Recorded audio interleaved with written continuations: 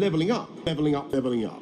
Okay, let's just pretend for a moment the entire country suffered some form of collective amnesia and forgotten a decade of Conservative government is responsible for a shocking rise in food banks, homelessness, falling life expectancy, fuel poverty, the decimation of our legal aid system, millions of workers living in poverty, a welfare safety net systematically eroded, wage stagnation, rising inequality, soaring child poverty, the gutting of local authorities, the closure of libraries in record numbers, the shrinking of community and youth centres and selling off of public spaces and buildings.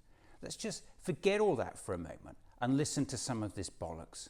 And we're investing colossally, more than ever before, in our National Health Service. In real terms, it's a spending increase of just 20.5 billion. The Institute for Fiscal Studies points out that's less than funding used to rise under Labour. And let's not forget that before the pandemic, a decade of underfunding by the Conservative government had led the British Red Cross to say the NHS was facing a humanitarian crisis. Building 40 new hospitals. I think you'll find it's 6. Recruiting 50,000 more nurses. Even Larry the cat knows it won't be 50,000 more nurses. 20,000 of them already work in the NHS. Here's the Prime Minister himself admitting it. One thing in your manifesto is a promise to deliver 50,000 more nurses. Yes. How many of those will actually be new? Yes, 31,000.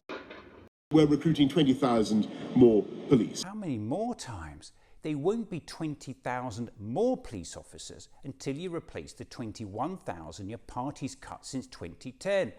And while you're at it, how about replacing the 23,000 police support staff you've cut and reopening the 600 police stations you've closed? And we need to give all our children the guarantee of a great education with safe and well-disciplined classes, fantastic teachers.